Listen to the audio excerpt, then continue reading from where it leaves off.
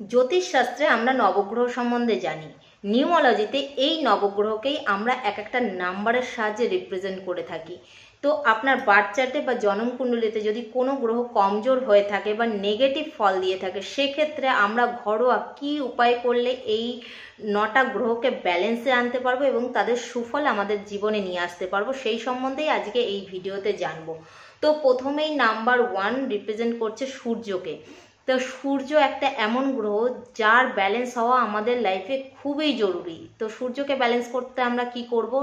প্রতিদিন সূর্য ওঠার আগে আমাদের ঘুম থেকে উঠতে হবে এবং সকাল সকাল স্নান করে সূর্যকে অর্ঘ্য প্রদান করতে হবে। অবশ্যই তামার ঘটিতে জল নিয়ে তাতে হয় হলুদ, না হলে রলি, জবা ফুল কিছু না কিছু দিয়ে তবে অর্ঘ্য প্রদান করুন।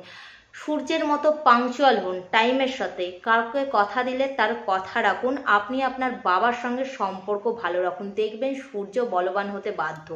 এরপরে আসবো চন্দ্র। চন্দ্রকে আমরা কিভাবে ব্যালেন্স করব? প্রথমেই চন্দ্র হলো মনের কারক। আপনি আপনার মায়ের সঙ্গে সম্পর্ক বজায় রাখুন, ঠিক রাখুন, তার সঙ্গে দ্বন্দ্বই যাবেন না, তার কথা মেনে চলুন।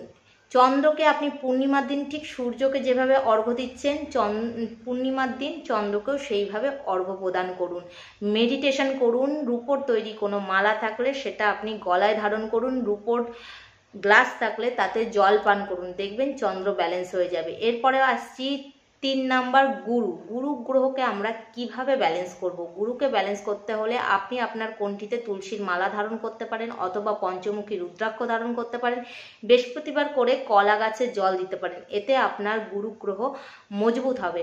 এরপরে আসবো নাম্বার 4 রাহু। রাহুকে আমরা কিভাবে ব্যালেন্স করব? আপনি এক টাইমের খাবার অন্তত একবার রান্নাঘরে বসে খান, তাতে দেখবেন রাহু অনেকটাই ব্যালেন্স হয়ে গেছে। এছাড়া আপনি যে কোনো পঞ্চমুখী রুদ্রাক্ষ অথবা কাঠের তৈরি যে কোনো উড এলিমেন্টস আপনি ধারণ করুন আপনার অঙ্গে, দেখবেন রাহু ব্যালেন্স হয়ে যাবে। এরপরে আসবো নাম্বার 5 বুধ। বুধ কন্ট্রোল করা আমাদের লাইফে খুবই জরুরি। তো বুধের উপায় আমরা কিভাবে করব? আপনি আপনার লাইফে বেশি বেশি করে সবুজ রঙের ইউজ করুন। সবুজ শাকসবজি খান। যে জামা কাপড়টা পরবেন সেটা সবুজ কালারের পরুন।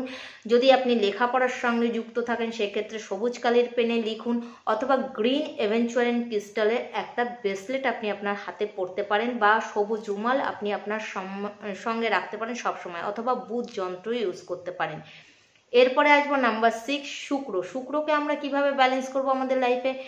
আপনি স্ত্রী লোকেদের সম্মান করুন। শুক্রবার করে সাদা জিনিসের দান, দুধ, চিনি, চালের দান করতে পারেন। পারফিউম ইউজ করুন। আপনি আপনার হাতে শুক্র পর্বতে ইতরের ইউজ করুন, দেখবেন শুক্র গ্রহ আপনার বলবান হবে। এছাড়াও আপনি একটা গোল্ডেন ওয়াচ আপনি আপনার হাতে ইউজ করতে পারেন।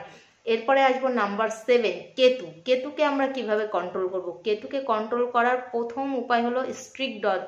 যারা রাস্তায় যে সমস্ত কুকুর ঘুরে বেড়ায় তাদের খাবার দিন। অবশ্যই নোনতা বিস্কুট দেবেন, কখনোই মিষ্টি বিস্কুট কুকুরদের দেবেন না। এছাড়া আপনি কি করতে পারেন? আপনি আপনার হাতে একটা সিলভার কালারের ঘড়ি পরতে পারেন, এতে আপনার কেতু কন্ট্রোল হবে। এরপরে আসছি নাম্বার 8 স্যাটার্ন, শনি। শনিকে আমরা কিভাবে ব্যালেন্স করতে পারি? শনিকে ব্যালেন্স করতে হলে প্রথমেই আপনার ওয়ার্কার লেভেল, যারা লেবার ক্লাসের লোক আছে তাদের সম্মান দিন। শনিবার করে তাদের যে কোনো নামকিন নোনতা কোনো কিছু খাওয়ান। এছাড়াও আপনি কি করতে পারেন? শনিবার করে সুইপারকে 20 টাকার দান দিতে পারেন, এতে আপনার শনি গ্রহ মজবুত হবে। এরপরে আসবো নাম্বার 9 মঙ্গল। মঙ্গলকে আমরা কিভাবে ব্যালেন্স করব আমাদের লাইফে? মঙ্গলকে ব্যালেন্স করতে হলে প্রথমেই, মঙ্গল হলো একটা অ্যাগ্রেসিভ গ্রহ, তো প্রথমেই আপনাকে লাল কালারের বস্ত্র পরা একদম বন্ধ করতে হবে। আপনি আপনার হাতের এই রিস্টে একটা লাল কালারের কোনো ব্যান্ড পরতে পারেন। এছাড়া আপনি মঙ্গল যন্ত্র ইউজ করতে পারেন আর হনুমান চল্লিশার পাঠ করুন, হনুমানজির স্মরণে যান, দেখবেন আপনার মঙ্গল কন্ট্রোল হয়ে গেছে। তো এই ছোট ছোট ঘরোয়া রেমিডির মাধ্যমেই আমরা আমাদের যে নবগ্রহ আছে সেই 9টা গ্রহকেই কন্ট্রোল করতে পারি, তার নেগেটিভ ট্রেটসকে দূর করতে পারি এবং তার সুফল আমাদের লাইফে নিয়ে আসতে পারি। এতে আপনার কোনো টাকা পয়সা খরচেরও ব্যাপার নেই বা কোনো পাথর বা কোনো কিছু আপনার পড়ারও দরকার নেই। দেখবেন ঘরোয়া কিছু কিছু রেমেডির মাধ্যমেই আমরা আমাদের জীবনকে সুন্দর করে তুলতে পারি।